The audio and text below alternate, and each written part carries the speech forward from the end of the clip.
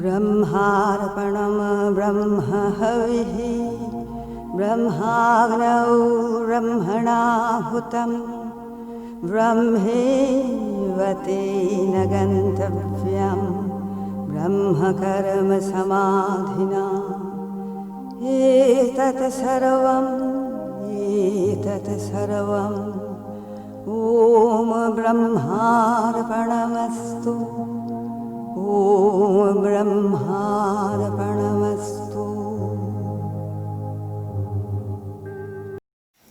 Om Savitri. Savitri, Book 1, Canto 1. The Book of Beginnings, the symbol dawn. It was the hour before the gods awake, across the path of the divine event, the huge foreboding mind of night alone. In her unlit temple of eternity, lay stretched immobile upon silence march. Almost one felt opaque, impenetrable, in the sombre symbol of her eyeless muse, the abysms of the unbodied infinite.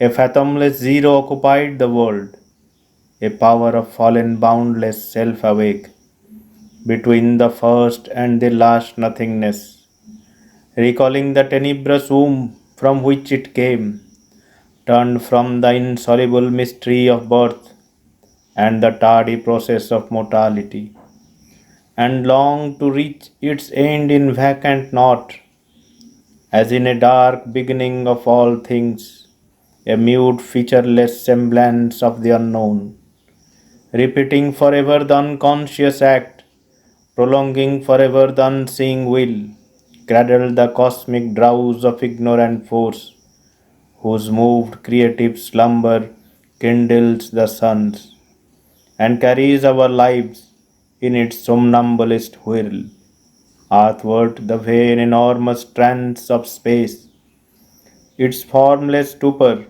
without mind or life, a shadow spinning through a soulless void, thrown back once more into unthinking dreams, earth wheeled abandoned in the hollow gulfs, forgetful of her spirit and her fate. The impassive skies were neutral, empty, still. Then something in the inscrutable darkness stirred, a nameless movement, an unthought idea, insistent, dissatisfied without a name, something that wished but knew not how to be, teased the inconsigned to wake ignorance. A through that came and left a quivering trace, gave room for an old tired want unfilled, at peace in its subconscient moonless cave, to raise its head and look for absent light, straining closed eyes of vanished memory, like one who searches for a bygone self and only meets the corpse of his desire. Om Savitri. करुणामय माँ परम प्रभु श्री अरविंद आमे माने विगत दिनरू राउरकेला स्थित श्रीमा Shri Arvind charitable trust आनुकूल्य आयोजित ही आसुथिबा यही धारावाहिक गीता निबंधमाला आलोचना चक्र भाग नहीं आसचु। परम कल्याणमयी मांकर करुणारू आमे आज पर्यंत 11टी अध्याय समाप्त कलापर आज द्वादश अध्याय यज्ञ तात्पर्य प्रवेश करुछु। यज्ञ कहले आम समस्तंकर एक साधारण आ सर्वनिम्न धारणा रही, किंतु यज्ञर एक आध्यात्मिक भावार्थ थाई पारे, एक दार्शनिक परिभाषा थाई पारे। ए विषय श्री अरविंद समग्र जगत को गभीर भाव में अति मननशील तात्विक ढंग से उपस्थापित कर विषयटी को आपण मैंने जानती जे भगवत गीतार 18टी अध्याय भितर 2टी अध्याय मुख्यतः तृतीय अध्याय और चतुर्थ अध्याय भगवत गीतार ये तृतीय और चतुर्थ अध्याय मुख्यतः यज्ञ संपर्क में सविशेष कहुई किंतु सेठी भगवत गीतार भाष्यकार माने जो शाब्दिक परिभाषा व्यवहार करती आमे साधारण मन नहीं जो भली भाव ताको बुझी था ताठारो आहुरी गभीर तात्विक अर्थ रे जेहेतु यज्ञर अर्थ रही तार सारवत्ता रही आम जीवन में तार उपयोग रही आम जीवन में अति संपृक्ति रही यज्ञर आम उत्तरोत्तर उन्नति रे आम सामाजिक जीवन में आम आध्यात्मिक जीवन में सर्वोपरि आमे जो आत्मा जो यात्रा करे तार मूल यज्ञ भली एक महान तत्व आम सहित सन्निहित होकर अच्छी ये विषय श्री अरविंद आमको ये प्रबंध कहे आम धीरे धीरे ये प्रबंधर अति गभीरता मध्य को प्रवेश करवा तेबे ता पूर्वर मु आपण मानकु कहबी जे भगवत गीतार तृतीय अध्यायर 10म श्लोकर 16तम श्लोक एवं परे 17-18 एमती आम प्रथम टिके अध्ययन करवा तापर आम तार तात्विक विश्लेषण आड़क जा तृतीय अध्यायर 10म श्लोक वेदव्यास भगवत गीतार लिखुंट श्रीकृष्णकर मुखरे जहाँ अर्जुन को कहुच्छी सहजज्ञ प्रजा सृष्टा पुरोवाच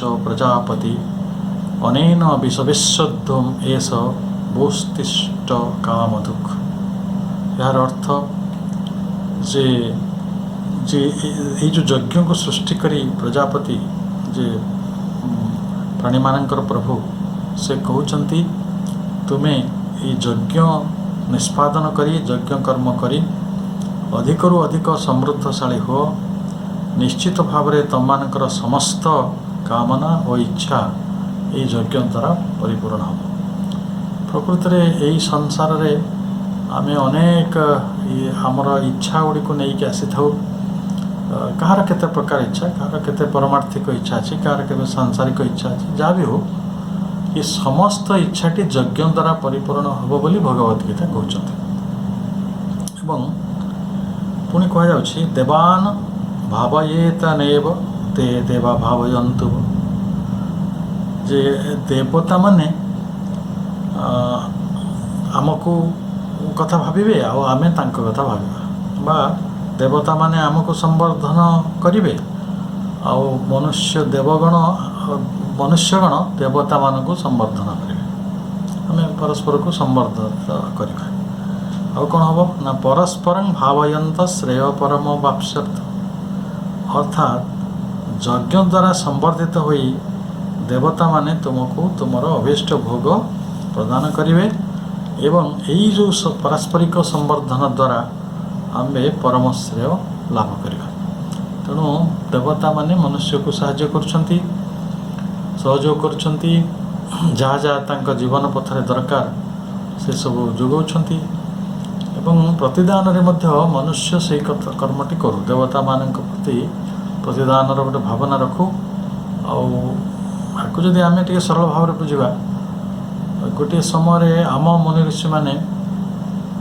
जल को वरुण देवता भाव में वायु देवता धर्म देवता वृक्ष देवता नदी को देवता ये अनेक कथा आसी वेदांत समय वेदरे बहुत कम देवता देखा मिलती जो इंद्र अग्नि एम छाड़देला तथापि आप अग्नि सहयोग देखते आम मान जीवन में तेणु जदि अग्नि कि जल कि वायु आम कि वृक्ष आमको कि माटी एमाने आमको जब किसी सहयोग करम जीवन बंचारे साहाय्य करें भी से कथा भी टिके भाविबा से आमको अनेक कथा अर्पण करें भी आम ठारू से गोटे प्रति अर्पण भी आशा करती आशा करंतु न करंतु सेटा आमर कर्तव्य जे नेचुराली जड़े जदि आमको पूर्णतः सहयोग करुछंती बा आम कथा भावुछंती आम कल्याण करुछंती ताहले आमे तांको कथा भाविबा एटा हला गोटे यज्ञर गोटे बड़ विधि अर्पणटा ये आमे जतल अर्पण करूछु देवतांक उद्देश्य रे तो एटा गोटे token of love token of gratitude token of affection और token of respect for the goddess, god or goddesses, those are helping us. तापर जो श्लोक कहुच्छे यज्ञ शिष्टासीन सन्तो मुच्यन्ते सर्वकिल्लुषि जो जे मनीष जो कर्म करे ता कर्मटारे जेहेतु मिथ्या भितर अनेक कर्म हो जाए, अहंकार भितर अनेक कर्म हो जाए, अज्ञता भितर अनेक कर्म हो जाए, सेटा ही पाप। एवं ये पापरू मुख्य होगापाई आम जदि चाहूँ था ताहले ये यज्ञ कार्य कले यज्ञर जो अवशेष को जदि भोजन करा जाए ताहले आम समस्त पापर मुक्त हो पार। कारण पापर भावना गोटे समाज रे बड़ संवेदनशील विषय। अनेक लोक निजक गोटे पापी भावती तो एपरी किसी धर्म भी तो रही जे आम प्रकृत में पाप करुँ आम अनेक कर्म आमर पापरे अच्छी ये सब ज्ञान थोड़े तमिश्रा भितर आसूँ आम पर जो गभीरता भितर जावा आलोचना करवा। पुणी कहुच्छे भुंजते ते तो अघं पापा जे पचन्ते आत्म कारणात्। तेणु केवल अन्नटी अन्न जदि ब्रह्म आउ सेटा वृक्ष कि जल कि माटी कि पवन समस्त आलोक समस्त सहयोग आमको प्राप्त होची ताले आम जो अन्नटा को भोजन करुचु से अन्नर जो प्राणी शरीर तैयारी होची सेते बेले आम कौन करुचु ना स्वाभाविक भाव में आम निजे निजको भोजन करुचु आ सही समय आ कथा आम मन पड़ुनी मिनिमम जे देवता माने जे आमको एते साहाय्य करियारु आम एते सुंदर अन्न पाइछंती आउ सेटा आमर मन पड़ुना। तेणु यज्ञ अन्न प्रस्तुत करवा, अन्न लाभ करवा, अन्न को भंजन करवा, अन्न भितर आनंद पाइबा, अन्न भितर संवर्धित हवा बढ़िया ये सब गोटे दिग। किंतु तार प्रत्युत्तर है जे जदि आम सेमानंकु बा तांकर जो माने प्रतिभू तरंतु जड़े दरिद्र नारायण आम कहूँ दरिद्र नारायण को साधु सन्त को कि प्रकृतिर अन्यान्य जीव मान को बलिदेव विश्व जो यज्ञ जोड़ा कहला पक्षीटे है प्राणीटे है कि जन वृद्ध लोक है कि जन गुरुजन है आम से जब यथार्थ भाव में ये सेवा करूँ ताले आम से प्रतिदान करूँ यज्ञ हो नहीं यज्ञटा अधा हो से भगवत गीता केवल पाप भोजन कथा कहना चोर बोली भी कहते जो मैंने निजपाई केवल चिंता करती से माने चोर। चोरर परिभाषा मु भावी भगवत अन्य कौटी ना जे किए का जिनस को नहीं गला गंटोली करी से चोर हम। चोर है जे केवल निज निमंते बंचे केवल निज अंग निज स्वार्थ निज उपभोग यहाँ से बुझे आउ से ही केवल चोर श्रेणी पुणी कहुच्छी अन्नात् भवति भूतानि ये अन्न भितर समस्त प्राणी मानकर जन्म होछि पर्जन्याद अन्न संभव वर्षारू अन्न आसुछि निश्चय वर्षा नहले अन्न हम कि यज्ञात भवति पर्जन्य ये जो मेघटा पुणी कौट आस ना मेघटा आसूची यज्ञ भितर। तेणु यज्ञ आमको केते दरकारी यज्ञ कर्म समुद्भव। तेणु यज्ञ भितर कर्मर उद्भव होछि।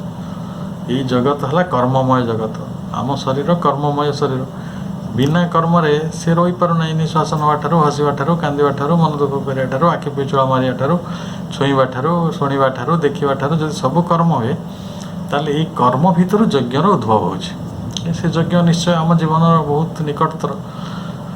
भगवत गीता आमर पूर्वपुरुष मैंने आमर महामुनि मैंने आम केते केते सत्य जो सबलील परम सत्य गुड़िक आम रखिकी जाते जो आमर समस्त श्रेय संभव किंतु सही ताको आम एक्सप्लोर करूँ असुविधाटा से तो जदि आज मनीष से सम्मत हो शास्त्र रे जो परम कथा रही जो मनीषर कल्याण हम जहाँ मनीष श्रेय ताले आम मानकर चेतना आज जो स्तर अच्छी से स्तरटा बहुत उन्नतिर स्तर को चली आम जो गोटे राक्षसमय अवस्था बचु से बर्तमान गोटे देवतामय अवस्था को पलि आसता स्वाभाविक भाव। पुणी कर्म ब्रह्मोद्भव विद्धि ब्रह्माक्षरम समुद्भवम आम कहले कर्मटा यज्ञ उत्पन्न है यज्ञ कर्म उत्पन्न है तो वर्तमान कर्म ब्रह्म उत्पन्न होते सत कथा ब्रह्म जदि आम भितर नहांती अक्षर पुरुष आत्मा ताले आम कि कर्म करिया ये जगत रे किए कौन कर्म करि तेणु कर्म ब्रह्म उत्पन्न हुए कर्म ब्रह्मोद्भव विद्धि ब्रह्माक्षर समुद्भव ब्रह्मर उत्पत्ति अक्षर भीतर अक्षर कहले जहाँ क्षय हुए ना आम जो नाद ब्रह्म ओंकार कौचे किए अक्षर ब्रह्म कहते किए शब्द ब्रह्म कहते केते प्रकार ब्रह्म तो आलोचना बहुत आहरी बड़ विशाल विषय आम से धीरे धीरे जा मूल कथाटी है जे ब्रह्मटी अक्षर भीतर जहाँ नाश हुए ना नेवर पेरिस तो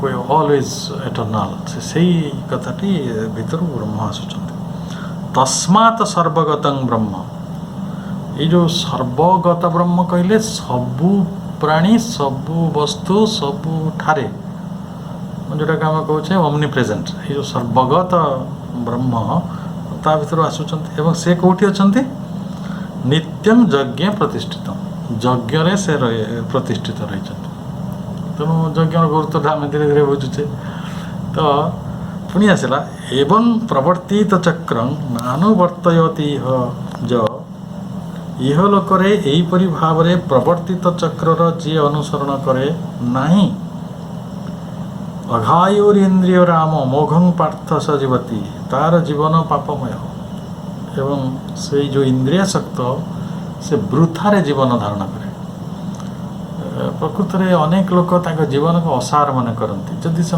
थे निज जीवन को भावन्ते जे प्रकृत में यही जीवन में गोटे प्राणी भली से खाली खाई पिंधि पृथ्वी को शोषण करी पृथ्वी में मदमत्त होगी निज अहंकार अज्ञता भितर संतुष्ट रही से केवल जीवन बंची से भावता जे से जो जगत को आसी से जगतर जीवन टी सफल कला कि वृथारे गला ये जीवन पृथ्वी जो संपत्ति से पृथ्वी रही आत्मा चलीज किंतु आम सेटा को उपलब्धि मन कर जदि आत्मिक पथरे आम पादे भी चली पारिना पादे तो बहुत दूर इंच भी ये चली पारिना ताले आम जीवन वृथा जाइए तेणु वृथा जीवन कहले तो गोटे परिभाषा अच्छी ना तो भगवत गीता सेटा को वृथा जीवन कहते जी ये जो चक्रटी है कौन चक्र ना कर्म भितर यज्ञ यज्ञ कर्म आसिले कर्म भितर यज्ञ आसिले पुणी कर्म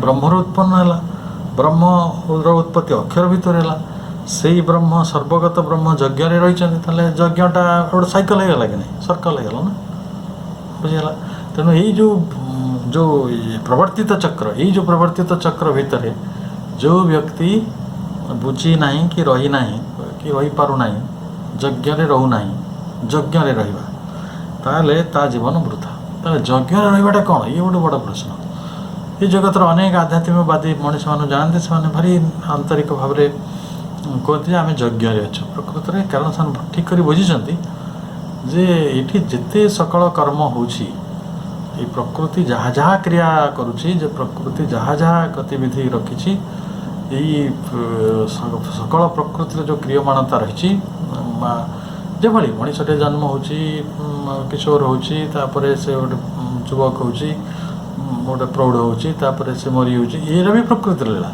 ये सबू पछरे गोटे विराट यज्ञर माने उपस्थिति रही ये समस्त कथा यज्ञ आम धीरे धीरे भर आस दिव्यगुरु ये कौन कले ना कर्म अपेक्षा गोटे आध्यात्मिक मानवर श्रेष्ठत्व को बुझेगा को चेष्टा कले कहीं यज्ञटा को बुझा हेले गोटे आध्यात्मिक मन दरकार गोटे आध्यात्मिक मनीषरे दरकार साधारण कर्मटीए गोटे घास ये जगत में उठा ता भितर गोटे ऐश्वरिक इच्छा निहित अच्छी संकल्प निहित अच्छी और जो वर्षा होची ता पछरे भी ईश्वरंकर गोटे अभिप्राय रही संकल्प निहित अच्छी यही कथा को बुझी रही आम गोटे महत्तर चेतनार गोटे सूक्ष्म चेतनार गोटे आध्यात्मिक मनुष्य चाहूँ से आध्यात्मिक मनुष्यटी श्रेष्ठ अटे कारण सी ये यज्ञर जो प्रवर्तित चक्र ताको से बुझी पारती जहाँफल का कल्याण कार हम मुझे जानी ना किंतु कल्याण से व्यक्ति हम जो व्यक्ति यही यज्ञ भितर निजक सामिल कर यज्ञ को बुझी पारी ये यज्ञकर जड़े अंशग्रहणकारी भाव में सचेतन भाव में बंचुचे जदि सीटा से करें जीवन वृथा जीवन तो कहला तेणु आम बड़ गुरुत्वपूर्ण कथा यहाँ ଯେ ଆମକୁ ଜଣେ ଆଧ୍ୟାତ୍ମିକ ମାନବରେ ପରିଣତ ହେବାକୁ ପଡ଼ିବ। ଆମେ ବାକି ଜ୍ଞାନ ବିଜ୍ଞାନର ଉତ୍କର୍ଷତା ଦୃଷ୍ଟିରୁ ହୁଏତ ଆମେ ନିଜକୁ ବ୍ୟସ୍ତ ରଖିପାରୁ, ଅନେକ ବୃତ୍ତି ପ୍ରବୃତ୍ତି ଆମ ଭିତରେ ରହିଛି, ବହୁ ପ୍ରକାର କଥା ରହିଛି, କିନ୍ତୁ ଆପଣ ଦେଖିବେ କେତେ ଚମତ୍କାର ଭାବରେ ଜଣେ ସଙ୍ଗୀତ ଗାନ କରୁଛନ୍ତି, ଜଣେ ଚିତ୍ର ଆଙ୍କନ୍ତି, ଜଣେ ତାଙ୍କର ଭଲ ନୃତ୍ୟ କରନ୍ତି। ଏସବୁ ବି ଯଜ୍ଞର ବିଷୟ, କାରଣ ତାର କିଛି ନିବେଦନ ଅଛି। କିନ୍ତୁ ଏବେ କ'ଣ ହେଉଛି ନା ଗୋଟେ ସାମାନ୍ୟ କଥାରେ ଏଇ ପ୍ରବେଶ କରିବା ପାଇଁ ସହଜ ହେବ ବୋଲି। ଆଗ କାଳରେ ଯେତେବେଳେ ଏଇ ତତ୍ତ୍ୱ ସବୁ ଜୀବନରେ ଜ୍ଞାନଟା ଆସିଥିଲା ମଣିଷ ପାଖକୁ, ସ୍ୱୟଂ ସମ୍ପୂର୍ଣ୍ଣ ଆସିଥିଲା, ସେତେବେଳେ ଡ୍ୟାନ୍ସ ଏକାଡେମୀ ନଥିଲା, ସଙ୍ଗୀତ ସ୍କୁଲ ନଥିଲା, କିନ୍ତୁ ଲୋକେ ସଙ୍ଗୀତଜ୍ଞ ଥିଲେ। ଯେଉଁମାନେ ଏଇଟା ପାଉଥିଲେ, ହରିଦାସଙ୍କ ଭଳି ଲୋକମାନେ, ମୀରାବାଇଙ୍କ ଭଳି ଲୋକମାନେ, ସେମାନେ ସଙ୍ଗୀତକୁ ଭଗବତ ଅର୍ଥେ, ଭଗବତ ପ୍ରୀତ୍ୟର୍ଥେ, ଭଗବାନଙ୍କର ଉଦ୍ଦେଶ୍ୟରେ ବ୍ୟବହାର କରୁଥିବା କାରଣରୁ ତାହା ଯୋଗଯୋଗ୍ୟ ଥିଲା। ତାଙ୍କ ଜ୍ଞାନଟି ଜ୍ଞାନଯଜ୍ଞ ଥିଲା, ତାଙ୍କର ତପସ୍ୟାଟି କଷ୍ଟ ପାଇବାଟା ତପଯଜ୍ଞ ଥିଲା। ସେମାନେ ଯାହା ବି କରୁଥିଲେ ସେଇଟା ଗୋଟେ ଯଜ୍ଞାର୍ଥ ଜୀବନ। କିନ୍ତୁ ପରେ କ'ଣ ହେଲା, ଲୋକେ ପ୍ରସିଦ୍ଧି ପାଇଁ ସେ କାମ କଲେ, ପଇସା ପାଇଁ ଲୋକେ ସେ କାମ କଲେ। ତ ଏଇ ଯେଉଁ ଚେତନାର ଅବରୋଧ ଘଟେ, ଏଇଟା ବୃଥା ଜୀବନ। ଯଦି ଆମେ ଯଜ୍ଞରେ ନିଜକୁ ସାମିଲ କରିପାରୁନୁ, ତାହେଲେ ସେଇ ମହାନ ଆନନ୍ଦଟି ଆମକୁ ମିଳିବାଟା ଭାରି କଷ୍ଟ। ଆପଣ ଅତୀତରେ ସଙ୍ଗୀତ କଳା ଏଇସବୁ ସାମାନ୍ୟ ଯେଉଁ ବିଦ୍ୟାକୁ ନେଇକି ଅନେକ ଲୋକ ମୋକ୍ଷ ଲାଭ କରିଛନ୍ତି। ଆମେ ତ ବହୁ ଦୂର ଯିବା ଦରକାର ନାହିଁ। ଓଡ଼ିଶାର ଜଣେ ନିମାଇଁ ଚରଣ ହରିଚନ୍ଦନ ଥିଲେ, ସେ ଶରଧା ବାଲିରେ ବସିକି ଗୀତ ଗାଇଲେ, ତୁମ ବାହୁଡ଼ାରେ ମୋତେ ବାହୁଡ଼ାଇ ନିଅ ହେ ଜଗନ୍ନାଥ। ସେଦିନ ତାଙ୍କ ଦେହାନ୍ତ ହେଇଗଲା। ଇଚ୍ଛା ମୃତ୍ୟୁ ସବୁ ଥିଲା, ସେସବୁ ଲୋକମାନେ ଏତେ ତାଙ୍କର ତପ ଥିଲା, ଯଜ୍ଞ ଭିତରେ ସେମାନେ ନିଜକୁ ଏତେ ସାମିଲ କରିଥିଲେ। ତେଣୁ ଆମେ ଯେତେବେଳେ ଆଧ୍ୟାତ୍ମିକ ମନୁଷ୍ୟର ଶ୍ରେଷ୍ଠତ୍ୱ ବୁଝାଇବାକୁ ଯାଇ ଗୀତା କହୁଛନ୍ତି, ଶ୍ରୀକୃଷ୍ଣ କହୁଛନ୍ତି, ଯସ୍ତ୍ୱାତ୍ମରତିରି ଏବ ସ୍ୟାଦ୍ ଆତ୍ମତୃପ୍ତଶ୍ଚ ମାନବ ଆତ୍ମନି ଏବ ଚ ସନ୍ତୁଷ୍ଟସ୍ତୁସ୍ୟ କାର୍ଯ୍ୟଂ ନ ବିଦ୍ୟତେ। ତେଣୁ ସେ କେଉଁ ମଣିଷ ଏ ଜଗତରେ ଶ୍ରେଷ୍ଠ ମନୁଷ୍ୟ ବା ଆଧ୍ୟାତ୍ମିକ ମନୁଷ୍ୟ?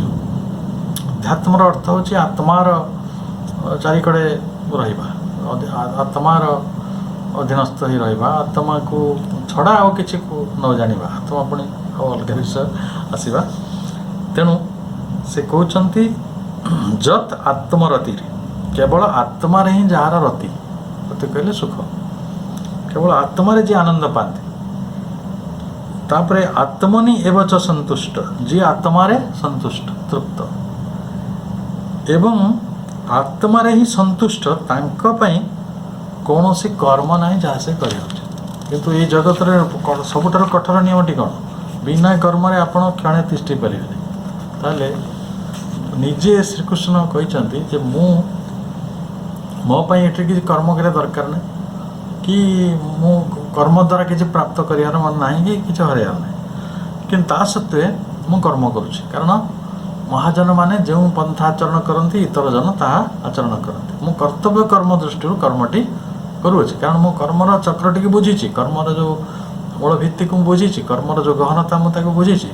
ଯଦିଓ କର୍ମର ଏ ଗହନ କଥାକୁ ବୁଝିପାରିବା ଅନେକ ସମୟରେ ଅନେକ ବିଦ୍ୱାନ ବ୍ୟକ୍ତିମାନଙ୍କ ଦ୍ୱାରା ମଧ୍ୟ ସମ୍ଭବ ହିଁ ନାହିଁ।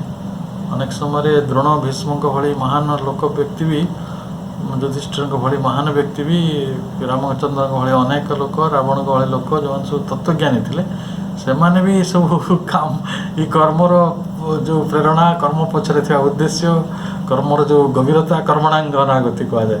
ତ ସେ କର୍ମର ଯେଉଁ ଗତି ତାକୁ ଭଲକି ବୁଝିପାରିନାହାନ୍ତି, ବେଳେବେଳେ ଅସୁବିଧା ହେଇଛି। ଆମ ସାଧାରଣ ଜୀବନରେ ଆମେ ତ ସମସ୍ତେ ଯୁଧିଷ୍ଠିର ନୁହନ୍ତି, ଆମ ସମସ୍ତଙ୍କ ଜୀବନରେ, ପ୍ରତ୍ୟେକ ଜୀବନରେ, ସାଧାରଣ ଜୀବନରେ କର୍ମର ଅନେକ ଆହ୍ୱାନ ଆସୁଛି।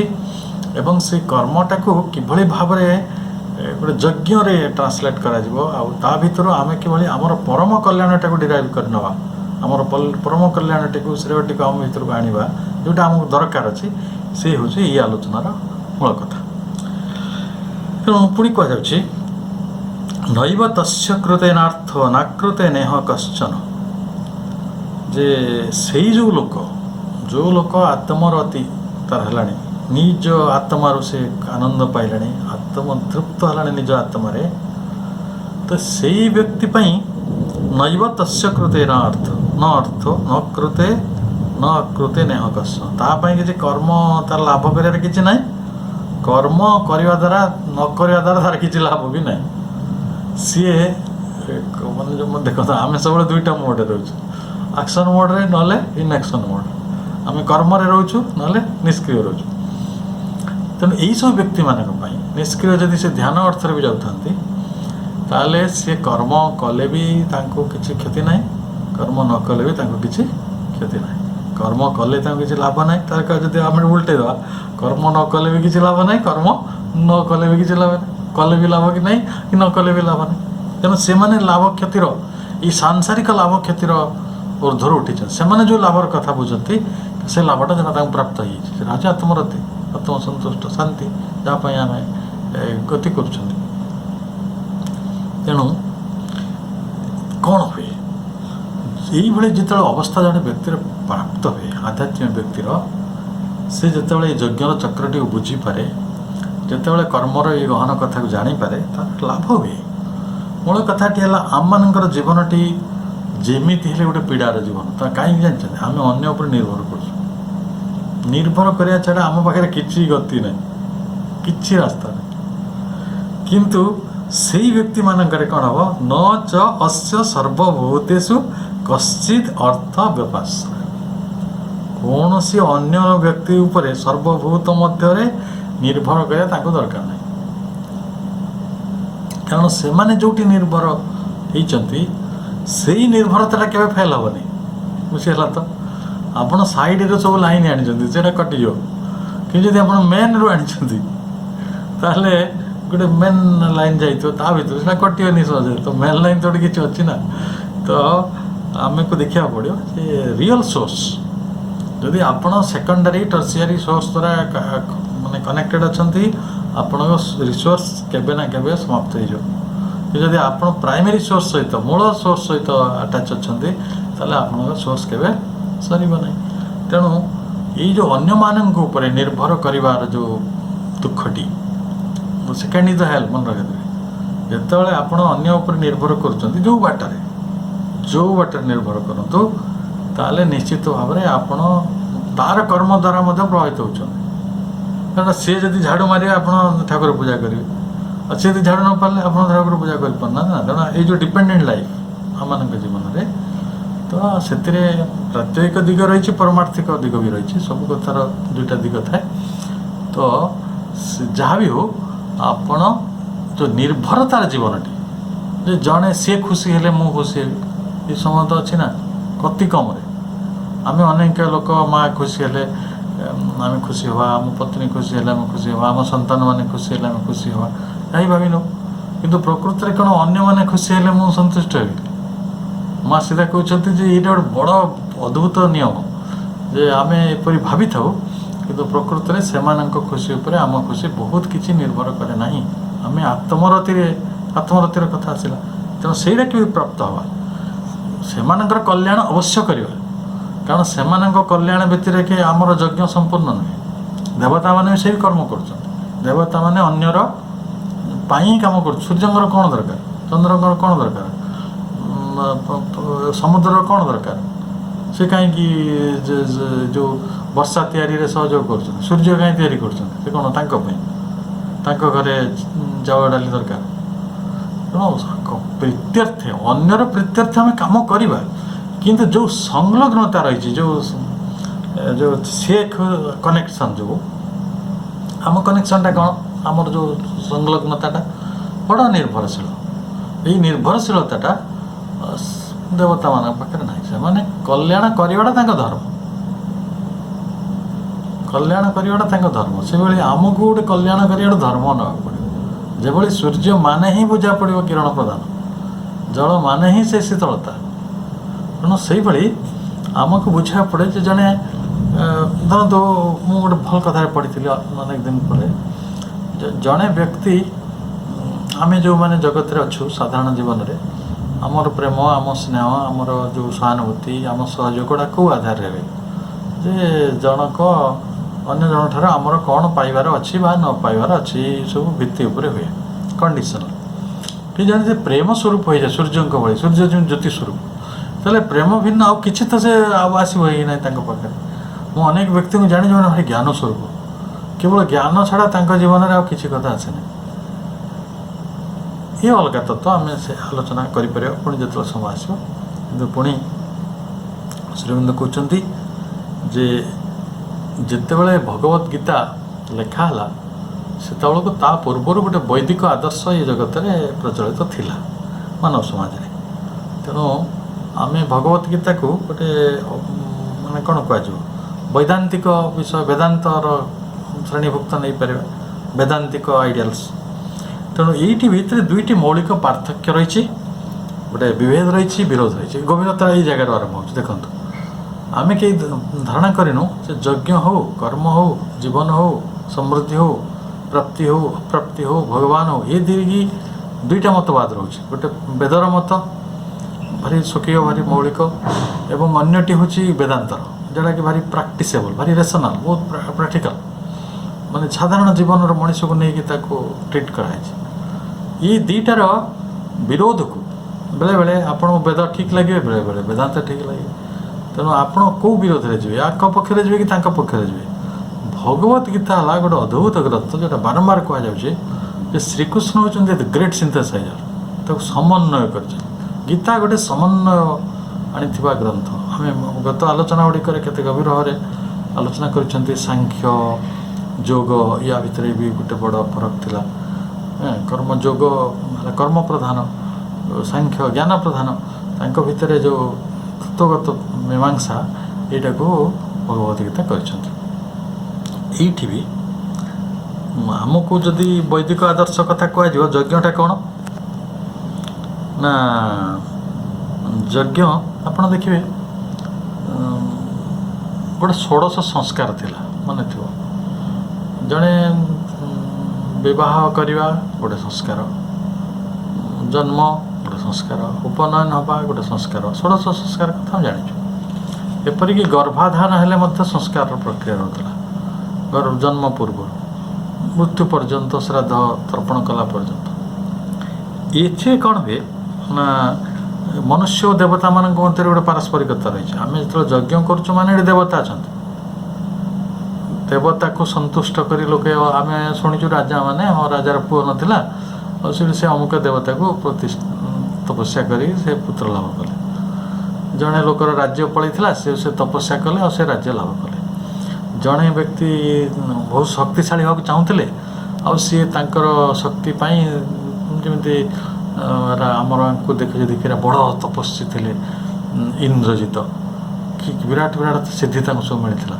निजक शक्तिवान करने से सब तपस्या करते यज्ञ जरिया करते तेणु ये मनुष्य इहलोक जो भोग भी चाहते सब मिल जदि से यज्ञ भी कर ठीक से एपरिकी सब सुख मिल पार एपरी परमार्थ लाभ मिले आप सांसारिक लाभ कहतु कि परमार्थिक लाभ कहतु ये समस्त यज्ञ जरिया संभव it is a certain thing ये तो किसी दुरुक्ति ना एवं जदि अन्य पुरुष अन्य पार्श्व जा वेदांतिस्ट मैंने जो आसिले बुद्धंक परवर्ती समय बुद्धंक समसामयिक समय ये जो समय वेदांतर उद्भव होती कहते जे मुक्त पुरुषर गोटे कठोरतर जीवन आदर्श रही आपण बुद्ध को देख से संसार राज्य चाहिए पुत्र चाहिए स्त्री चाहिए कि चाहिए ना सी गोटे कठोरतर मार्ग गले कहीं गले ना तांकर आत्मसत्तार स्वाधीनता दरकार था मोक्ष दरकार था मुक्ति दरकार था से जानुले जे मो जेडे बड़ राजा हेले मो जीवन सकल समस्यार समाधान हो पार ना बा मु जमीती मोर उत्तरोत्तर उन्नति जोटे श्रेय मार्ग मुझे मोर नुहे हुए तो धारणा से कर्म बा भोग नरलोक बा देवलोक सह कौन संपर्क ना से परमात्मार शांति भितर बास करा चाहिए जो मैंने ब्रह्मालीन होती जो मैंने ध्यान बल तुरीयावस्था प्राप्त होती समाधि लाभ करती तेणु ब्रह्मर अविचल आनंद से आनंद लाभ करती यहाँ हूँ प्राप्ति देखो जड़े राजा तांकर 100टा पुओ हो से तपस्या कले आउ जड़े कहले ना मत पुओ किसी दरकार ना मुझे केवल आत्मारे रत रही अविचल आनंद ब्रह्मालीन हो रही ये भी गोटे आदर्श तो ये जो दुईटी चरम आदर्श भितर भगवत गीता ନିଜର ଭାଷ୍ୟ ପ୍ରଦାନ କରିଛନ୍ତି ସବୁବେଳେ। ଆଚ୍ଛା, ପ୍ରକୃତରେ ଭାବନ୍ତୁ ଜଣେ ପ୍ରାକ୍ଟିକାଲ ଲାଇଫରେ ଆପଣ କ'ଣ ଚାହାନ୍ତି ନା ମୋତେ ଦୁଇଟା ଯାକ ମିକ୍ସଡ ମୋଡ଼ରେ ମିଳୁ। ଯଦି ଆମେ ସମସ୍ତେ କର୍ମ ତ୍ୟାଗ କରିଦେବା ତାହେଲେ ସଙ୍କଟ ହେବ କି ନାହିଁ ସମାଜରେ? ପୁଣି ସଂସାର ଚାଲିବ କିପରି? ସଂସାର ବି ଗୋଟେ ଚକ୍ର, ସେ କର୍ମ ଜରିଆରେ ହିଁ ଚାଲୁଛି, କର୍ମ ଜରିଆରେ ହିଁ ବୃଦ୍ଧିପ୍ରାପ୍ତ ହେଉଛି, କର୍ମ ଜରିଆରେ ହିଁ ତା'ର ସମୃଦ୍ଧି ହେଉଛି। ତେଣୁ ଭଗବତ ଗୀତା କହୁଛନ୍ତି ତାହେଲେ କେମିତି ଆମେ କର୍ମ କରିବା? କର୍ମଟାକୁ ଛାଡ଼ିପାରିବା ନାହିଁ ନିଶ୍ଚିତ। କର୍ମ ତ୍ୟାଗ ଗୋଟେ ଭୁଲ କନସେପ୍ଟ। କର୍ମର ସମ୍ପୂର୍ଣ୍ଣ ତ୍ୟାଗ ସମ୍ଭବ ନାହିଁ, କିନ୍ତୁ କର୍ମ ସନ୍ନ୍ୟାସ ସମ୍ଭବ। କର୍ମ ସନ୍ନ୍ୟାସର କଥା, ନିଷ୍କାମ କର୍ମ ସମ୍ଭବ। ତେଣୁ ଏଇ ଯେଉଁ ଗ୍ରନ୍ଥଟି ଭଗବତ ଗୀତା ଭଳି ଗୋଟେ ଚମତ୍କାର ଗ୍ରନ୍ଥ ପ୍ରକୃତରେ ପୃଥିବୀରେ ବିରଳ। ଯେଉଁ ନିଷ୍କାମ କର୍ମ ଉପରେ କହିବା, ପ୍ରାକ୍ଟିକାଲ ଲାଇଫ୍ ଉପରେ, ରେସନାଲ ଲାଇଫ୍ ଉପରେ କହିବା, ଆମର ଯେଉଁ ପ୍ରାତ୍ୟହିକ ଜୀବନଟି ରହିବ। ଆମେ ସବୁ କର୍ମ କରିବା, ଆମେ ଚଣ୍ଡୀପାଠ ବି କରିବା, ଆଉ ଆମେ ଜୁତା ସିଲେଇ ବି କରିବା, କିଛି ଅସୁବିଧା ନାହିଁ, କର୍ମରେ ସଙ୍କଟ ନାହିଁ। ସଙ୍କଟ ହେଲା ତାହେଲେ କେମିତି କର୍ମ କରିବା? ତସ୍ମାଦ୍ ଅସକ୍ତ ସତତଂ କାର୍ଯ୍ୟଂ କର୍ମ ସମାଚାର। ଯେ ମୁଁ ଉଚ୍ଚତର ସତ୍ୟରେ ଯଦି ପହଞ୍ଚିଗଲି ଯେ ମୋତେ କର୍ମ ତ୍ୟାଗ କରିବାକୁ ହେବ, ସେପରି ନୁହେଁ। ତାହେଲେ ମୁଁ କେମିତି କାମ କରିବି?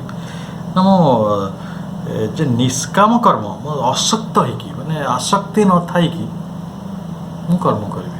ମୋ କର୍ମ ପ୍ରତି ମୋର କିଛି ଆସକ୍ତି ନାହିଁ ବା କିଛି ସଂଲଗ୍ନତା ନାହିଁ।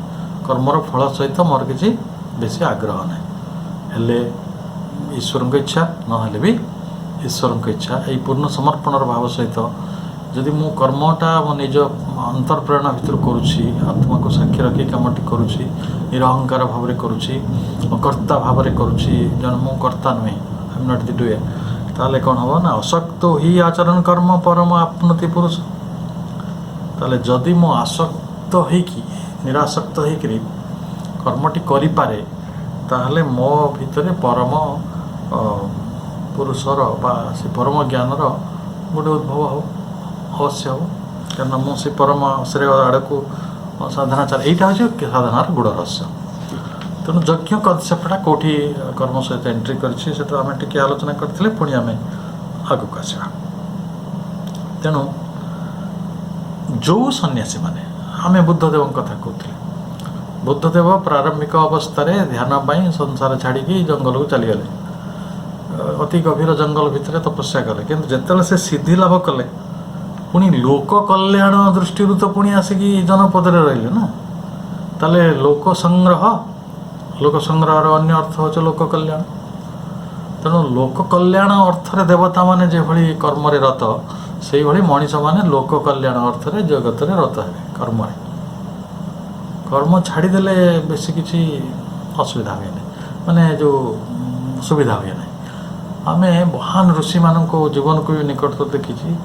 ସେମାନେ କିଏ ବଗିଚା କାମ କରିବାକୁ ଭଲ ପାଆନ୍ତି, କିଏ ପ୍ରାଣୀମାନଙ୍କୁ ଭଲ ପାଆନ୍ତି, କିଏ ଶାସ୍ତ୍ର ଅଧ୍ୟୟନ କରିବାକୁ ଭଲ ପାଆନ୍ତି, କିଏ ଅନ୍ୟମାନଙ୍କୁ ସେବା କରିବାରେ ଭଲ ପାଆନ୍ତି।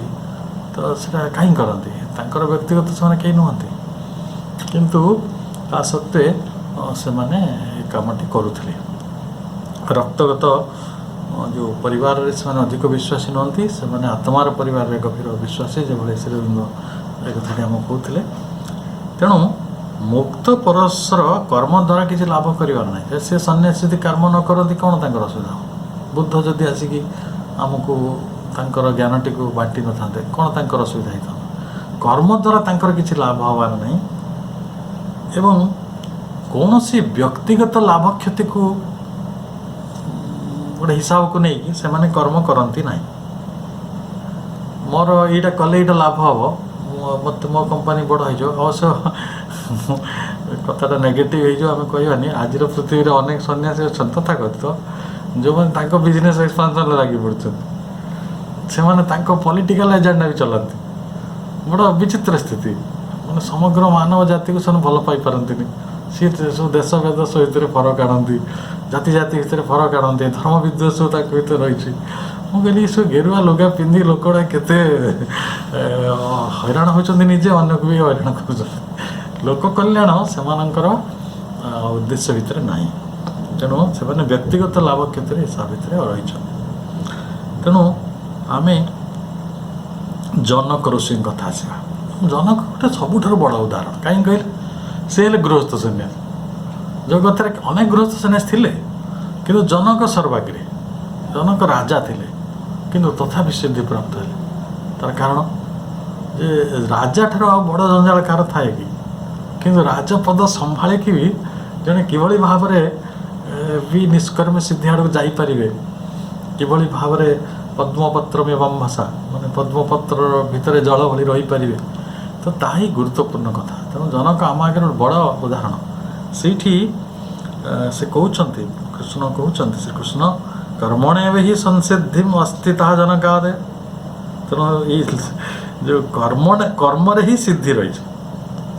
ଏଇ ଯେଉଁ ଅନାସକ୍ତ କର୍ମ, ଆସକ୍ତ କର୍ମ, ଅନାସକ୍ତ କର୍ମରେ ଯେଭଳି ସେ ରାଜ ଗାଦି ସମ୍ଭାଳୁଥିଲେ, କିନ୍ତୁ ଯେ ଟ୍ରଷ୍ଟି, ସେ କେବେ ରାଜ ହେଇଛନ୍ତି ବୋଲି ଅହଙ୍କାର କରିନାହାନ୍ତି କି ମୁଁ ରାଜ୍ୟ ଜୟ କରିବି, ଗୋଟେ ବଡ଼ ଚକ୍ରବର୍ତ୍ତୀ ହେବି, ଅନ୍ୟମାନଙ୍କୁ ତଦାହତ କରି, ସେମିତି ଗୋଟେ ସେବାର ମନୋଭାବରେ ଯେତେବେଳେ ଜଣେ ରାଜଗାଦି ବି ନେଉଛି, ଲୋକ କଲ୍ୟାଣ ଅର୍ଥରୁ ଯେତେବେଳେ ସେ ରାଜଗାଦି ନେଉଛି ଏବଂ ଲୋକମାନେ ପ୍ରଶଂସା କରିବେ ବୋଲି ତାକୁ ସେବା କରୁନାହିଁ, ସେବା ତାଙ୍କର ଧର୍ମ ହେଇଯାଇଛି, ସେବା ତାଙ୍କର କର୍ମ ହେଇଯାଇଛି, ସେବା ତାଙ୍କର ମାନେ ସ୍ୱଭାବ ହେଇଯାଇଛି।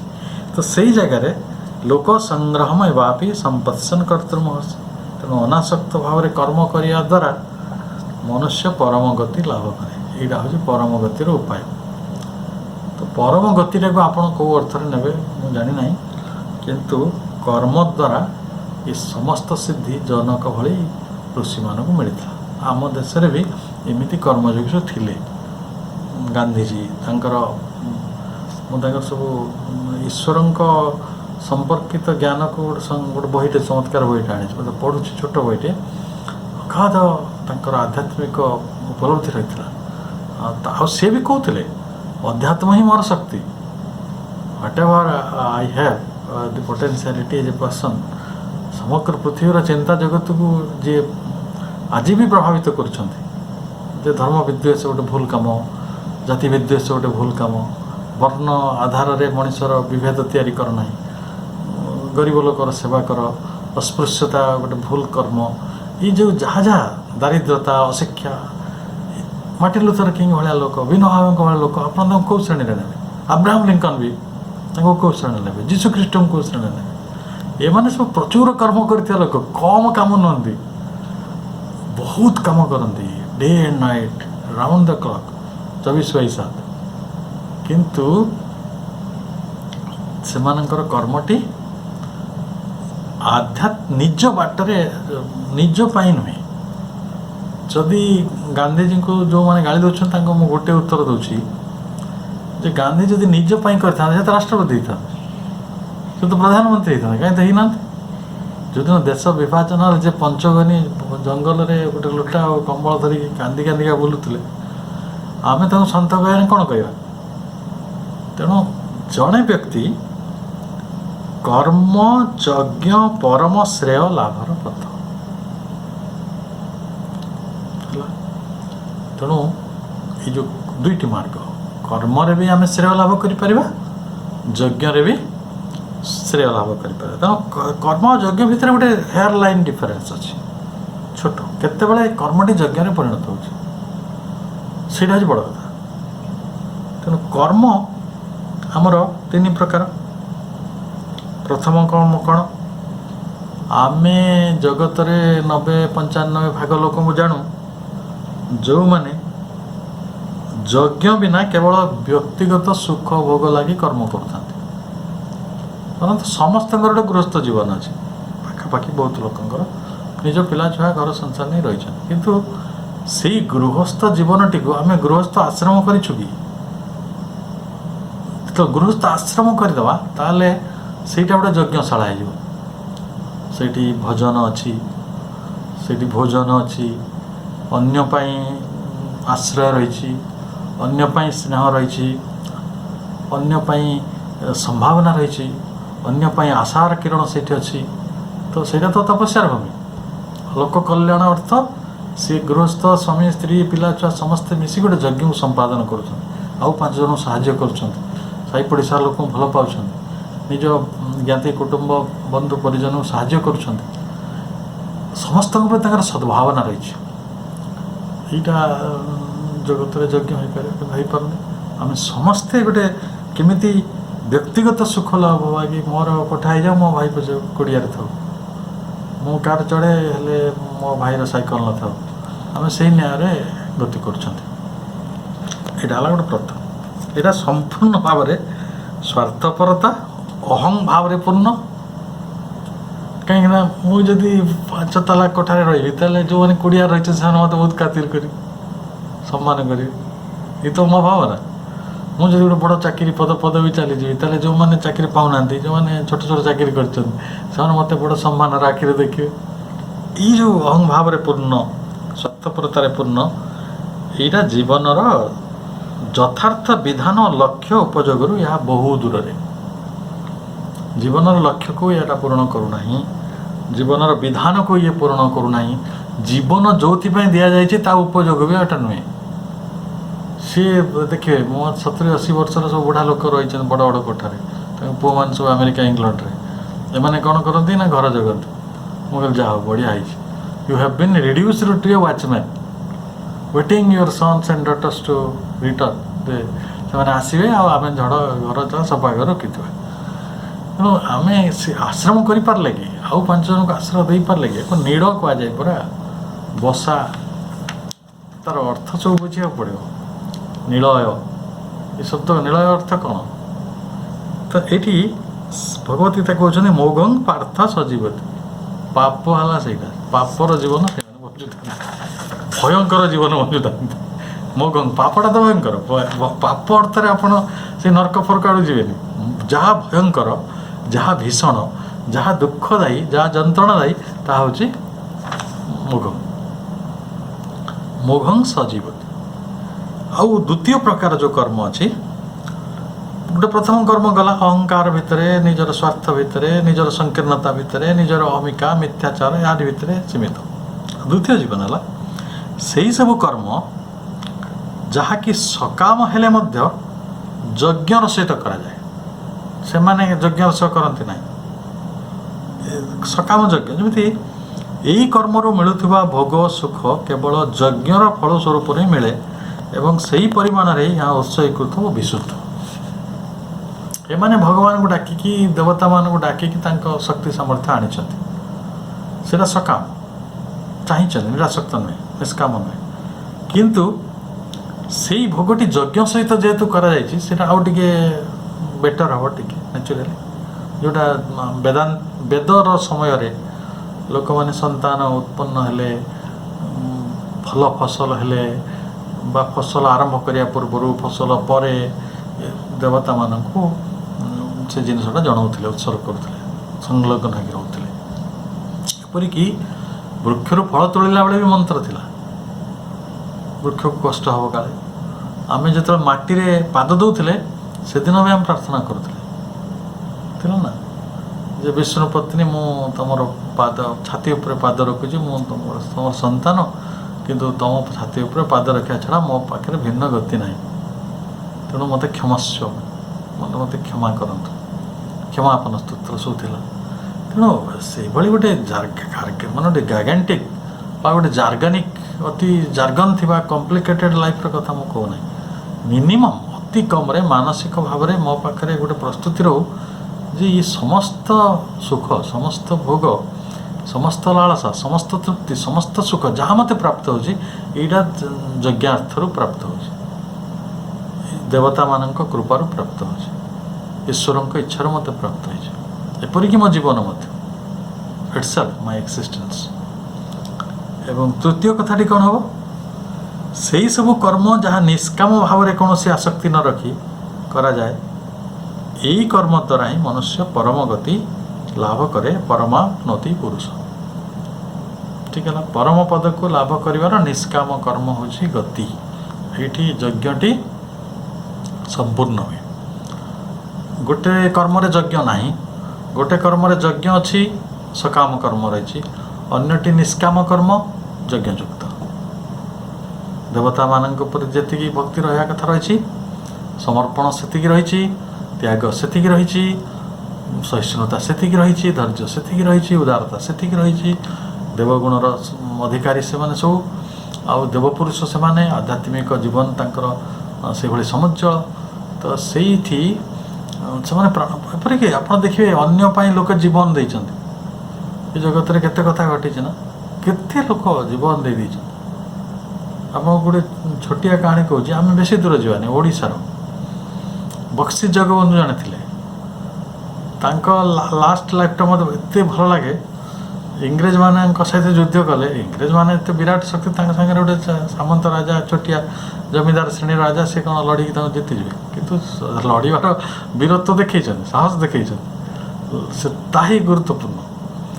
ଏବଂ ଯେତେବେଳେ ସେ ବିତାଡ଼ିତ ହେଲେ, ଛଦ୍ମ ବେଶରେ ଲୁଚି ବୁଲିଲେ, ଦିନେ ଗୋଟେ ତାଙ୍କୁ ତାଙ୍କ ମୁଣ୍ଡ ଉପରେ ମୁଣ୍ଡ ଜାମିନ ଗୋଟେ ପରୱାନା ଜାରି ହେଲା। ସେ ମିଳିଲେନି, ଲୁଚି ରହିଥିଲେ। ଲୋକମାନେ ତାଙ୍କୁ ଶ୍ରଦ୍ଧା କରୁଥିଲେ, ଲୁଚିକି ରଖିଥିଲେ।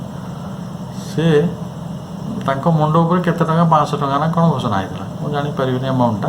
କିଛି ଟଙ୍କା ତାଙ୍କ ଉପରେ ମୁଣ୍ଡ ଉପରେ ଯଦି ତାକୁ ଧରେଇ ଦେବ ତାହେଲେ ତୁମକୁ 500 ଟଙ୍କା ପୁରସ୍କାର ମିଳିବ। ଗୋଟେ ଲୋକର ଘର ଜଳି ଯାଇଥିଲା। ସେ ରାତିରେ ଯାଉଛି, ଏ ସମୟରେ ବକ୍ସି ଜଗବନ୍ଧୁ ବୁଲୁଛନ୍ତି ରାସ୍ତାରେ। ବାବା କୁଆଡ଼େ ଯାଉଛ? ନା ମୁଁ ବକ୍ସି ଜଗବନ୍ଧୁଙ୍କ ପାଖକୁ ଯାଉଛି। କେତେବେଳେ କେଉଁ ଟେଲିଫୋନ୍ ଥିଲା ନା ଟେଲିଭିଜନ ଥିଲା ଯେ ଲୋକ ଜାଣିଛି ବକ୍ସି ଜଗବନ୍ଧୁ ବିତାଡ଼ିତ, ଆଉ ସେ ଲୁଚିକି ବୁଲୁଛନ୍ତି ଇଂରେଜମାନଙ୍କଠାରୁ? ସମ୍ଭବ ନୁହେଁ ନା। ସିଏ ଗରିବ ଲୋକ, ସିଏ କେଉଁ ଗାଁରେ ରହେ, ସେ ଜାଣିଛି। ସିଏ ଭାବୁଛି ମୋ ରାଜା ହେଉଛନ୍ତି ବକ୍ସି ଜଗବନ୍ଧୁ, ମୁଁ ତାଙ୍କ ପାଖକୁ ଯିବି, ମୋ ଘର ଜଳିଯାଇଛି, ଆଉ ସେ ମୋତେ କିଛି ସାହାଯ୍ୟ କରିବେ। ଇଏ ଆଉ କିଛି କହିଲେନି, ନିଜେ ଇଏ ବକ୍ସି ଜଗବନ୍ଧୁ ଶୁଣୁଛନ୍ତି ତାକୁ। ଇଏ କହିଲେନି ଯେ ମୋ ଉପରେ ଏଭଳି ଗୋଟେ ବିପଦ ପଡ଼ିଛି, ମୁଁ ଆଉ ରାଜଗାଦିରେ ନାହିଁ, ମୁଁ ତୁମକୁ ସାହାଯ୍ୟ କରିବା ସ୍ଥିତିରେ ନାହିଁ। ସେଠୁ କହୁଛନ୍ତି ଠିକ୍ ଅଛି, ବକ୍ସି ଜଗବନ୍ଧୁ ଖୋଜୁଛ, ଆଉ ତାହେଲେ ଚାଲ, ମୁଁ ତୁମକୁ ଗୋଟେ ଜାଗା ନେଇଯିବି, ସେଇଠି ତୁମକୁ ଦେଖା ପାଇବେ ସେ। ତାପରେ ସେ ଯାଇକି ଥାନାରେ ପହଞ୍ଚନ୍ତି। ଆଉ ସେ ଥାନାରେ କହୁଛନ୍ତି ଯେ ଇଏ ଲୋକଟି ବକ୍ସି ଜଗବନ୍ଧୁଙ୍କୁ ଧରିକି ଆଣିଛି, ହେଲା, ତାଙ୍କୁ ପୁରସ୍କାର ଦିଅ। ଠିକ୍ ହେଲା। ଅନ୍ୟର କଲ୍ୟାଣ ପାଇଁ ଲୋକ ଜୀବନ ଉତ୍ସର୍ଗ କରିଥିବା ମଣିଷର ବହୁ କାହାଣୀ ଅଛି। ଆମ ମାଆ ମାନେ, ଆମ ବାପା ମାନେ ତାର କାରଣ, ତାର ଉଦାହରଣ। କିନ୍ତୁ ଗୋଟେ ଅସୁବିଧା ହୁଏ, ଶାସ୍ତ୍ରାର୍ଥ ଢଙ୍ଗରେ କିଏ କରିପାରୁଛି, ନିଷ୍କାମ ଭାବରେ କିଏ କରିଛି, ଈଶ୍ୱରଙ୍କ ସହ ଯୁକ୍ତ ହୋଇ କିଏ କରିଛି, ଅକର୍ତ୍ତା ଭାବ ରଖିକି କିଏ କରିଛି, ସେଇଠି ହେଉଛି ଗୁରୁତ୍ୱପୂର୍ଣ୍ଣ କଥା। ବହୁ ତ୍ୟାଗ ଅଛି ଅହଙ୍କାର ଦ୍ୱାରା ବି ସମ୍ଭବ ହୋଇଛି। ମୁଁ ସାହାଯ୍ୟ କରିପାରେ। ଜଣେ ଦାନବୀର କର୍ଣ୍ଣଙ୍କ ଭଳିଆ ଦାନୀ ଥିଲେ, କିନ୍ତୁ କ'ଣ ପାଇଁ କରୁଥିଲେ? ଆତ୍ମ ଅଭିମାନ ଯୋଉ କରୁଥିଲେ। ଏପରିକି ଭୀଷ୍ମଙ୍କର ଆତ୍ମ ଅଭିମାନ ଥିଲା ଯେ ମୁଁ ବୀର। ଆତ୍ମ ଅଭିମାନ ଖରାପ କଥା ନୁହେଁ, କିନ୍ତୁ ତାହା ଯଜ୍ଞ କି? The most question is, the important question is this. ତେଣୁ ମୋ କର୍ମଟା ମୋ ଯଜ୍ଞ କେତେବେଳେ ହେବ? ମୋ ଯଜ୍ଞରେ ଦୁଇଟା କାମ କରିପାରିବି। ସକାମ ଭୋଗ ଗୁଡ଼ାକ ସବୁ ବି କରିପାରିବି। ସାଂସାରିକ ଭୋଗ ମୋତେ କିଛି ମନେ ନାହିଁ। ଯଜ୍ଞ ଲୋକେ ପୁତ୍ରଟି ଯଜ୍ଞ କରୁଥିଲେ, କିଏ ରାଜସ୍ୱ ଯଜ୍ଞ କରୁଥିଲେ, କିଏ କେତେ ପ୍ରକାର ଯଜ୍ଞ ଅତୀତରେ କରାଯାଇଛି, ଆଜି ବି ହେଉଛି। ଆମ ମନ୍ଦିର ମାନଙ୍କରେ ଯେଉଁ ପୂଜା ହେଉଛି, ଲୋକେ ଯେଉଁ ନଡ଼ିଆ କଦଳୀ ନେଇକି ଯାଉଛନ୍ତି, ସେ କ'ଣ ମାଗୁଛନ୍ତି? ସେଇଟା ସକାମ ନା ନିଷ୍କାମ? ସକାମ। ମୁଁ ଚାହୁଁଛି ମୋର ଏହା ଲାଭ ହେଉ, ମୋର ଏହା ମଙ୍ଗଳ ହେଉ, ମୋ ଛୁଆର ଦେହ ଭଲ ହେଇଯାଉ, ମୋ ସ୍ୱାମୀ ଭଲ ମଣିଷ ହେଇଯାଆନ୍ତୁ, ନିଶା ଛାଡ଼ି ଦିଅନ୍ତୁ, ଆମେ ଦେଇ ପ୍ରାର୍ଥନା କରିବାକୁ ଯାଉଛୁ। କିନ୍ତୁ ସେଇଟା ଗୋଟେ ନିଶ୍ଚୟ ରାସ୍ତା। ମୁଁ ସବୁବେଳେ କହୁଛି, ଯିଏ ଯେଉଁ ସମସ୍ୟାରେ ଅଛି ଭଗବାନ ଡାକାଯାଉ, ନିଶ୍ଚୟ ଡାକିବା ଉଚିତ। କାରଣ ସେ ସର୍ବଶକ୍ତିମାନ, ସର୍ବନିୟନ୍ତା ପରମ ପ୍ରଭୁ ଏ ବିଶ୍ୱ ସୃଷ୍ଟି କରିଛନ୍ତି। ସେ ଜଣେ ଲୋକ ବାଟରେ ଯାଉଛି, ତାକୁ କ'ଣ ସେ ବାଟକୁ ଆଣିପାରିବେନି? ନିଶ୍ଚୟ ଆଣିପାରିବେ। କିଛି ସିଚୁଏସନ୍ ତିଆରି ହେବ, ଯେଉଁଥିରେ ଆସିବ। ଅନେକ ଲୋକ ଆସିଛନ୍ତି। ସକାମ ଯଜ୍ଞରେ ବି କିଛି ଅସୁବିଧା ନାହିଁ। କିନ୍ତୁ ଆଉ ଦ୍ୱିତୀୟଟି ହେଲା ନିଷ୍କାମ ଯୋଗ, ଲୋକ ସଂଗ୍ରହ ବା ଲୋକ କଲ୍ୟାଣ ଅର୍ଥରେ ଯେଉଁଟା ହେଉଛି, ସେଇଟା ଆମକୁ ପରମ ପଦ ପ୍ରାପ୍ତ କରେଇଦେବ। ସକାମରେ ଟିକେ କଷ୍ଟ ଅଛି। ଆଉ ତେଣୁ ଆମେ ଯେ ପରମ ଗତି ପ୍ରାପ୍ତ କରିବା ପାଇଁ ଏକାଥରେ କୌପିନି ପିନ୍ଧିକି ଜଙ୍ଗଲକୁ ଯିବା, ଏଇ କଥାଟାରୁ ଭଗବତ ଗୀତା ଆମକୁ ମୁକ୍ତ କରାଇଥିଲେ। ସେଇ କଥାଟାକୁ ଶ୍ରୀଅରବିନ୍ଦ ବୁଝେଇ ଦେଇକି ଆମକୁ ଆହୁରି ମୁକ୍ତ କରିଦେଉଛନ୍ତି। ଆମେ ଯେଉଁ ଜୀବନରେ ଥାଉ, ସାଧାରଣ ଜୀବନରେ, ସାଂଗଠନିକ ଜୀବନରେ, ପାରିବାରିକ ଜୀବନରେ, ସାମାଜିକ ଜୀବନରେ, ଆଧ୍ୟାତ୍ମିକ ଜୀବନରେ, ରାଜନୈତିକ ଜୀବନରେ, ଯେଉଁଠି ବି ଥାଉ, ଯଦି ଆମେ ନିଷ୍କାମ ଭାବରେ ଯଜ୍ଞଯୁକ୍ତ ହେଇକରି ଭଗବାନଙ୍କର ଉଦ୍ଦେଶ୍ୟରେ ସଂସାରର କଲ୍ୟାଣ ପାଇଁ କର୍ମ କରୁଛନ୍ତି ତାହେଲେ ସେଟା ପରମ ଗତିର ମାର୍ଗ। ଅର୍ଥାତ୍ ଜନ୍ମ ଯଜ୍ଞ ଚକ୍ରଟାକୁ ଆମେ ବୁଝିଛନ୍ତି, ଜୀବନର ଉଦ୍ଦେଶ୍ୟ ବୁଝିଛନ୍ତି, ସେଇଠି ଜୀବନଟା ଆଉ ବୃଥା ଯିବ ନାହିଁ। କିନ୍ତୁ ଯେଉଁ ଆମେ ପ୍ରଥମ କର୍ମ କହିଲେ, ଯେଉଁ କର୍ମରେ ଅହଙ୍କାର ରହିଛି, ମିଥ୍ୟା ରହିଛି, ସ୍ୱାର୍ଥପରତା ରହିଛି, ସେଇଟା ବ୍ୟର୍ଥ ଯିବ। ତେଣୁ ବୈଦିକ ମତ ହେଉଛି ଯେଉଁ ଆନୁଷ୍ଠାନିକ ଯଜ୍ଞଟା କ'ଣ ନା ସନ୍ତାନ ଧନ ଭୋଗ ଲାଭର ଉପାୟ। ଯଦି ଆପଣଙ୍କୁ ପୁତ୍ର ଦରକାର ଅଛି ଆପଣ ଯଜ୍ଞ କରି କରନ୍ତୁ। ଆପଣଙ୍କୁ ଆପଣ ଘର ପ୍ରବେଶ କଲେ ଗୋଟେ ଯଜ୍ଞ କରୁଛନ୍ତି ନା, ଆମେ କରୁଛୁ।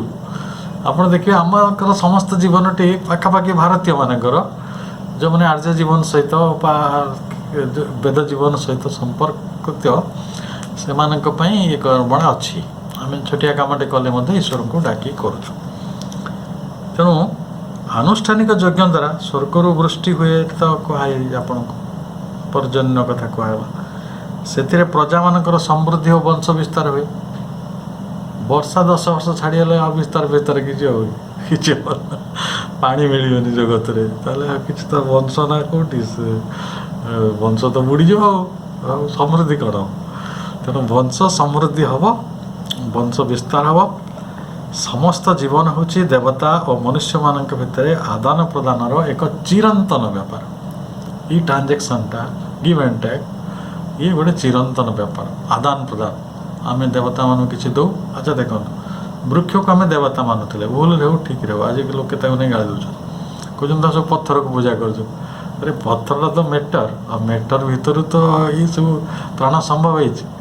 ଯଦି ମୁଁ ଏକ ଉଚ୍ଚତର ଅର୍ଥରେ ଭଲ ପାଉଛି, ପୂଜା କରୁଛି, କିଛି ଅସୁବିଧା ନାହିଁ। କିନ୍ତୁ ନ ବୁଝି ପୂଜା କରିବାଟା ମୋର କଥା। ମୁଁ ବୁଝି ନାହିଁ, ପଥର ଗୋଟେ ଛିନ୍ଦର ମାରିଦେଲେ ଜଣ ମଧ୍ୟ ଅନ୍ୟମାନଙ୍କୁ ଡେଇଁ ପଡ଼ିଲି, ସେ କଥାଟି ଆସନ୍ତି। ତେଣୁ ମୂଳ କଥାଟି ହେଲା ଯେ ଏଇଟା ଗୋଟେ ଚିରନ୍ତନ ବ୍ୟାପାର। ଆମେ we are grateful to them, we are expressing our gratitude, that is very eternal affair. ଏଇଟା ଚାଲିବ, nobody can stop it. ଯେତେବେଳେ ବର୍ଷା ହୁଏ ଆମେ ଖୁସି ହେଉ କି ନାହିଁ? ଯେତେବେଳେ ବଡ଼ ପବନ ବହେ ଆମେ ଖୁସି ହେଉନି? ଝଡ଼ ବହିଲେ ସିନା ଖୁସି ହେଉନାହାନ୍ତି।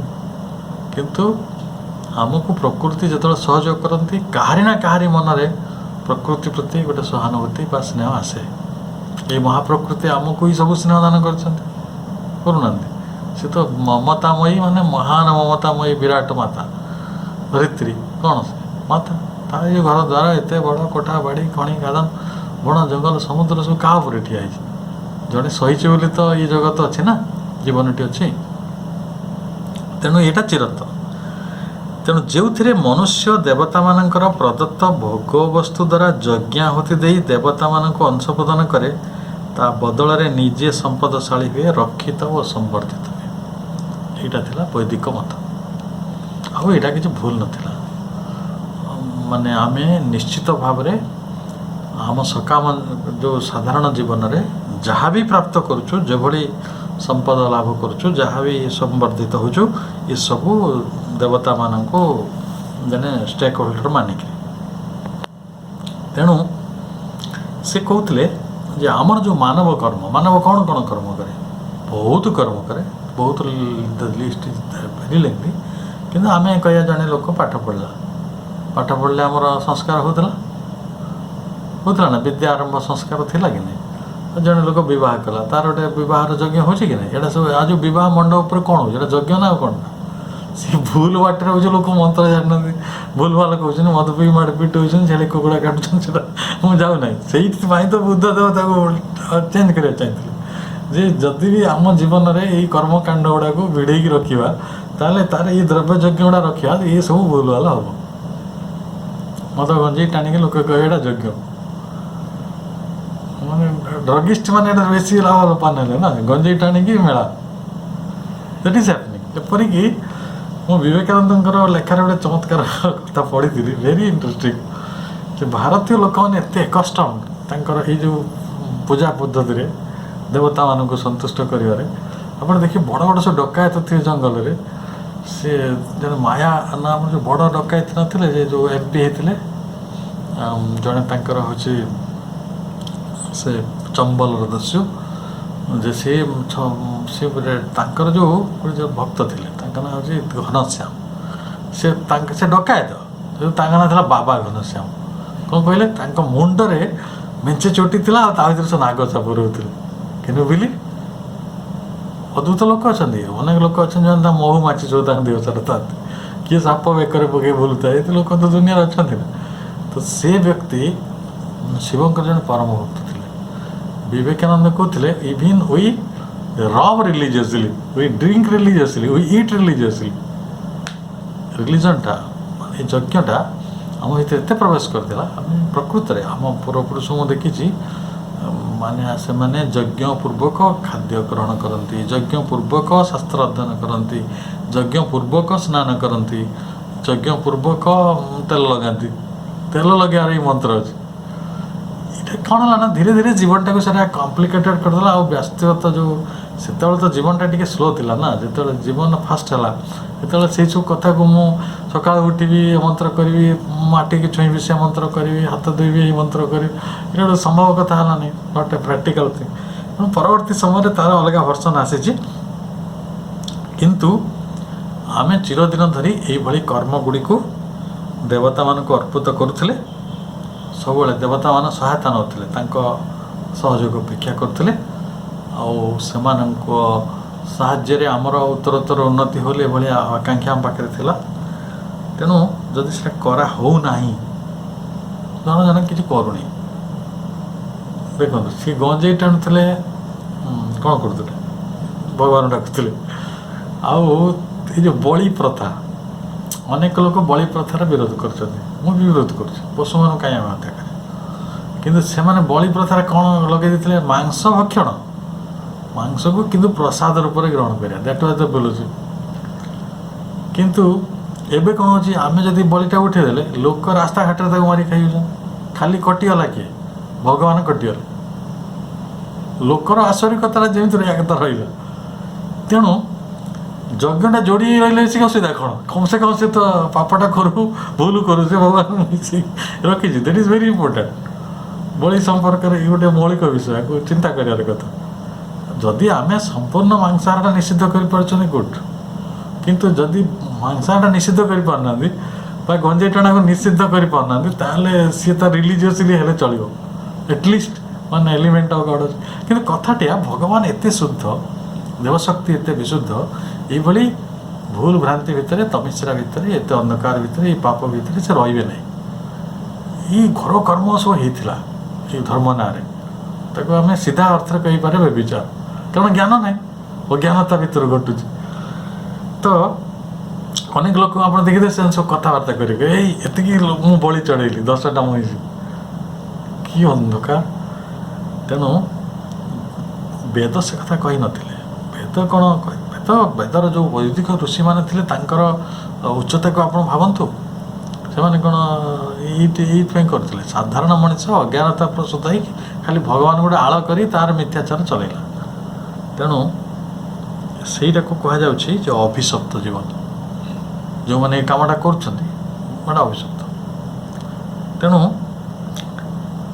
ଏପରିକି ଆମେ ଯେଉଁ ଯାହାକୁ ଯୁଗ ଯୁଗ ଧରି ମଣିଷ ମୋକ୍ଷକୁ ଶ୍ରେଷ୍ଠ ବୋଲି ମାନିଛି, ପରମ ଶ୍ରେୟ ବୋଲି ମାନିଛି, ସେଇଟା ବି ଆନୁଷ୍ଠାନିକ ଯଜ୍ଞ ଦ୍ୱାରା ସମ୍ଭବ। ତାହେଲେ ଏଇ ଜଗତରେ ଏପର୍ଯ୍ୟନ୍ତ ଆମେ ସକାମ ଭାବରେ ଯାହା ପାଇଛୁ ଆଉ ନିଷ୍କାମ ଭାବରେ ଯେଉଁ ପରମଗତି ଲାଭ କରିଛୁ, ଏ ସମସ୍ତ ଯଜ୍ଞ ମଧ୍ୟରୁ ଆସିଛି। ତେଣୁ ଯଜ୍ଞର ତାତ୍ପର୍ଯ୍ୟକୁ ଆମେ ଆହୁରି ଅଧ୍ୟୟନ କରିବା। ଆଜି ଆଉ ଆମେ ମାତ୍ର 3-4ଟି ପାରାଗ୍ରାଫ ପଢ଼ିପାରିଲେ। ଆଗାମୀ ସମୟରେ ଆମେ ଏଇ ଅନ୍ୟାନ୍ୟ ଯାହା ବିଷୟ ରହିଛି, ବହୁ ଚମତ୍କାର, କେତେ ନିକଟବର୍ତ୍ତୀ ଆମ ଜୀବନର ଯଜ୍ଞର କେତେ ଗଭୀର ତାତ୍ପର୍ଯ୍ୟ ରହିଛି, ଏ ବିଷୟରେ ଆମେ ଆଲୋଚନା କରିବା। ତ ଆଜି ପାଇଁ ଆମର ଆଲୋଚନାକୁ ଆମେ ଏଠି ରଖୁଛୁ। ଆସନ୍ତା ଅଧ୍ୟାୟରେ ବା ଯେତେବେଳେ ଆମେ ଆସନ୍ତା ଆମର ଏଇ କାର୍ଯ୍ୟକ୍ରମ ହେବ, ଏଇ ବିଷୟଟିକୁ ଆମେ ସମ୍ପୂର୍ଣ୍ଣ କରିବା। ଆପଣମାନେ ନିରବତାରେ ଏ ବିଷୟ ପ୍ରତି ମନନଶୀଳ ଦୃଷ୍ଟି ଦେଇଛନ୍ତି ଏବଂ ଆତ୍ମକଲ୍ୟାଣ ମାର୍ଗରେ ନିଜର ସଂକଳ୍ପକୁ ଦୃଢ଼ୀଭୂତ କରିଛନ୍ତି। ଆମେ ଆମ ଜୀବନ ପାଇଁ କ'ଣ କଲ୍ୟାଣକାରକ, ଆମେ କ'ଣ କରୁଛନ୍ତି, କ'ଣ କରିପାରିବା, ଏଇ ଯେଉଁ ଚିନ୍ତନ ଯଦି ଆମ ମନରେ ଅତି କମରେ ଚାଲୁଛି, ତାହେଲେ ଆମେ ଧନ୍ୟଭାଗୀ ହେଲେ ଆଲୋଚନା ଦ୍ୱାରା। ମା ଆମକୁ ଏଇ ସୁଯୋଗ ଦେଇଛନ୍ତି। ମାଙ୍କ ପାଖରେ, ଶ୍ରୀରବୀନ୍ଦ୍ରଙ୍କ ପାଖରେ आमर कृतज्ञतापूर्वक आज आलोचना को ये रखुची। आम श्रीमान श्री अरविंद चैरिटेबल ट्रस्टर समस्त कर्मकर्ता, श्री अरविंद जोग मंदिर समस्त कर्मकर्ता एवं जो माने शुभेच्छु पृष्ठपोषक आमर आलोचन अंशग्रहण करता भाई भाई मैंने अच्छा समस्त को धन्यवाद जनावि, कृतज्ञता प्रकाश करुँची। माँकर आशीष समस्त भिक्षा करुँची। आम पुणी थे यही विषय को नहीं, यज्ञ तात्पर्य विषय को नहीं पुणी थे समस्त देखा। नमस्कार।